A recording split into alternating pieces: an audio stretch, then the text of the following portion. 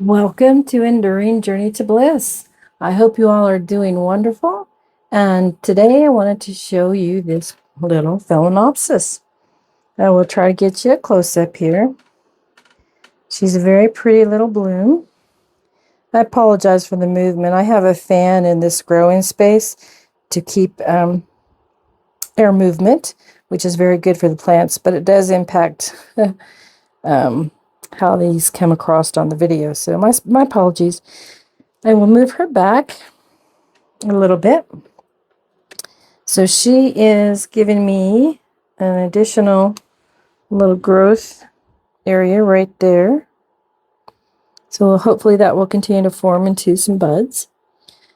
Over on this side, she has another bloom that is not yet fully opened. Here is her additional growth. Now I do see a bud blast. I'll remove that here with you. You see this little right in front of my finger, this brown right here. That's not going to do anything, so I'll just go ahead and remove it. As dead as that is, I can just grab it and give it a little pull, and it's off. I'll throw that in the trash right down here. So this has another bud right there, and hopefully this little extension, let me see if I can turn that better, right here will continue to form and give me another bud. So she's doing pretty well. I'm very happy for her little blooms. They are not scented, and that's typical. Her leaves are quite pretty. I'll take you off. Her leaves are very pretty. They are mottled. I hope I'm saying that term right. Hopefully you can see the color. And they kind of have this silvery or gray look to them. So they're not the typical just straight green. A lot of Phalaenopsis are. Let's take a look at this one here. You can kind of see the mottling, and hopefully that color is coming up for you. So she's doing pretty well. She's doing pretty well. So I'll continue to monitor her, and I'll provide you updates on her.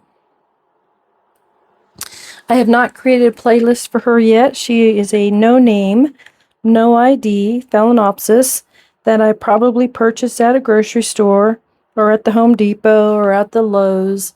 I do live in the United States, and so that's typically where we find Phalaenopsis growing or for purchase, excuse me, is at the Home Depot or the Lowe's or the grocery store.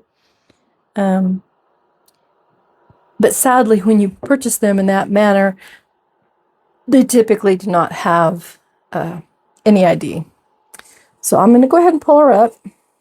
She has been in water for a little bit, and you can see the nice green color on her roots. That's a very good sign. Some of her roots, here's one here. This is no longer viable, so it just comes off. If they're squishy, here's another one, quite squishy. They'll just come right off. And I don't leave those on the plant. The velamen, that's what this is that I'm taking off, is velamen that is no longer viable. This part up here, it's nice and green, and it's not squishy at all. It's nice and firm, but where I pulled that down, it was squishy. Then in here you have some of the much older roots. I need to do a little root cleanup here. Again, I don't try to hide anything. This is very old. This is ready to go. I don't leave them in water all the time, but this one has been in water probably, well, that part's firm, and that's actually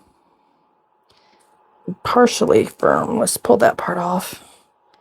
This has been in water probably about 3 days, but because these were already older, and I needed to do the root cleanup anyway, That's why you're seeing what you're seeing here. Pull that one off. Like I said, I don't hide anything from any of you. I want you to see the real deal. I don't want you just to always see picture perfect or that type of thing. Now this one, I do see some kind of that white snow mold forming. So I will clean that up with my isopropyl alcohol here in just a moment. Kind of cleaning up the roots that are damaged that I should have pulled off anyway. Pulling some of them off. Okay, so set that down for a moment. We'll grab my alcohol and we're just going to give her a little bit of a spritz for the fungus. I know I saw it over here. See this growth right there. So I want to spritz it first with my isopropyl alcohol, 70% alcohol. It does not hurt the plant, but any fungus or anything that you have growing, it helps to eradicate it. So when I do remove the velamen that has been expended, I leave the root, and that's the long, thin, skinny part. This is the actual root. Lula, honey. Sorry, my dog decided to join me. Yeah, so this is the root itself, and this nice green is the velamen over the root. Let's see if that one's, I think that one's ready to go. We're going to pull that one off. There we go. So I do have new root growth happening here. I'll use this. This is from a different plant, but it is here on my table. So you see down here, that is new root growth. This is new root growth.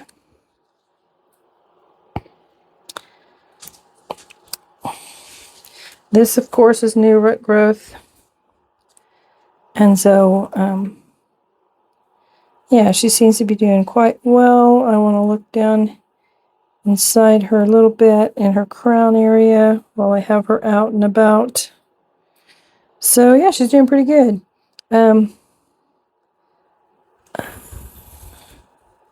So I'm not quite ready to shorten her stem. So down here, her stem, the crown is up here, and all this here is her stem where she's had growth. And typically, when the stem begins to get too long, I will come up maybe just below this old spike, and I would cut that off. But I'm going to hold just for a little bit longer. That's starting to look translucent, but it still is not too squishy, so I'm going to leave that alone. This one's too squishy. That one's got to go.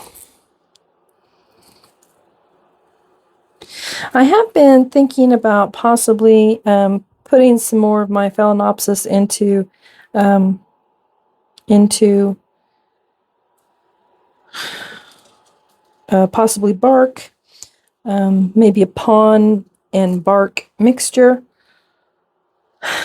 I do enjoy growing them in the water culture, but with the water culture, you do have to be a little bit more diligent on your care and on the changing of the water and your cycling, because you need to cycle. And I see some bugs in there, so we're going to spray that. Let me see if I can get that up here. I don't know if you're going to be able to see them. Okay, come on, get out of the way. Way down by the crown. There. Mealybugs. Way down there. So I'm going to give those a spritz with my isopropyl alcohol. That will kill them. And then I'll kind of let that liquid kind of drain onto my little table here that I'm working off of. Let me look at her.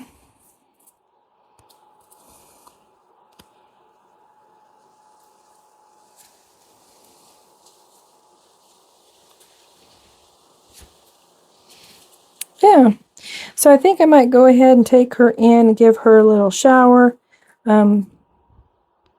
with my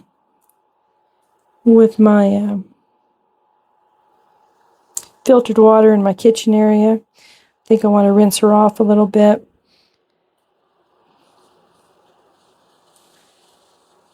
And then I also want to wash out her container. This is the container that I have her growing in. And there's the water that she was in.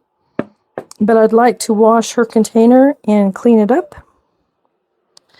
And I do that depending on the orchid and how the container's looking, how much light it gets, and algae growth and any of that happens. I try to do that maybe once a month, once every 2 months, just depending on the plant. And depending on the growing season too, that can impact as well how often you change, or not change the water, excuse me, I change the water. I'll water it and I'll let it set in the water for anywhere from 3 to 5 days, depending on if my heater is turning on inside the house. I do live in Colorado, and in Colorado, I have to have my heater on during the winter. So that dries the air. So during the winter, I might have it, 4 to 5 days. In the summer, when the AC is running in my house, I might only leave them water overnight, or maybe 2 to 3 days. It just depends on the orchid and how it's growing and how dry my home is at the time. And then I cycle it, like that. I don't, they don't sit in water all their entire life. But I am kind of considering the thought and the idea of putting them back into a bark media. I do grow some of my other plants in a pon, P-O-N, and the pon is basically like a bark and zeolite and charcoal and some lava rocks and some perlite mixture, essentially. And so it gives a very good drainage to the plant when it's growing in that. So I have been considering that. Not that I've really seen bad results with my orchids in the water culture. It's just sometimes as you grow, indoor, outdoor, you grow plants, you learn, you watch, and sometimes you just like to change up how you're growing to see if it improves or provides better benefit to your plants. So when I do that, I'll take you along for the ride. I'm going to go ahead and set her back in her little pot for now, her little growing space. I'll bring her back up for a little close-up there before I sign off. I appreciate you stopping by and visiting. If you have any tips or tricks, if you happen to grow in water culture, or if you grow in any other media, whether that's just straight orchid bark, or that's sphagnum moss, or that's pon, or, maybe you have them mounted on a piece of wood or something of that nature. Yeah, if you have any tips or tricks, please share. But I'm going to go ahead and take this in along with this little glass container, and I'm going to wash the container. I'm going to give the plant a little bit of a shower, kind of wash off the leaves a little bit and the root area, and I'll call it a day for this particular orchid. She's very pretty, tiny little buds. Some of them do have small little buds, and others have quite large buds. As a comparison, I will span you around And wait, I have to stand up. Take you off of here. I'll take her out of her growing container for a moment. So here's this beautiful orchid still in bloom. And here's this one. You can see the different sizes. So some will have nice big, huge blooms, and others will have small, delicate. I love them all. That's why I grow different ones. You take care. Thanks for visiting, and feel free to stop by for updates and take a look at the playlist for the changes in the different plants I grow. Take care. So I went ahead and took this orchid in and I cleaned it real well, and I cleaned up its vase. It's much cleaner now. There's a little bit of water line on it still, but that's okay for my purposes. I kind of cleaned her up. I gently used a washcloth, not a washcloth. I gently used a toothbrush, and I kind of cleaned the stem a little bit. And I think I'm going to go ahead and remove some of these old spikes. So this is an old spike, this is an old spike, this is an old spike. I'm going to go ahead and take those off. I've got my little shears here, and I'm just going to clip those off. So there's one old spike. Here's a second old spike. Third old spike. I'm taking those off right down. There was 1, 2, and 3. And over here is a 4th and a 5th old spike. 6th, this is an old spike. So I'll take that old spike off too. And I think I'll leave these 2 old spikes. They're not doing anything. They're not down near as far as the others. Hopefully you can see what I'm talking about. These 2, I'm going to leave them. But now that I've done some more cleanup, hopefully you can see what I was talking about. The stem is coming all the way from the crown of the plant all the way down. And I think I'm going to go ahead and remove at least half of that. I'm going to come right up to here, and I'm clipping right here. So this was the bottom of the stem, and now I've cut it to here. If we take a look, there's a little bit of green, but not much. Typically you'd want that to be a little bit browner, but I'm not too concerned because it's not like a bright green, so it is fading a bit. I'm going to take off some of this pieces like that off this stem that I can easily grab and pull off now that I've got it to where I can work with it. Remove some of that. That just is places for bugs, places for disease, or anything like that. Pulling off some of these on this side over here. Cleaning it up a little bit. And then I will place her back in her container, which I have also cleaned. And hopefully she will continue to do well, continue to provide blooms, and hopefully we'll get some new leaf growth and some more new root growth from her. Okay, she's looking quite a bit cleaner. And again, I leave these old roots. I don't know that they actually bring up anything, any nutrients or moisture, but I would rather keep them for a little bit and hope that they are doing something versus then cut them completely and then she has absolutely nothing to rehydrate with. She does have some good roots still down in the vase. She has some new roots emerging. This one, and then there's that tiny little baby one right there. Hopefully you can see that. Itty bitty, beginning to emerge. So I gave her a nice little cleanup, did some trimming.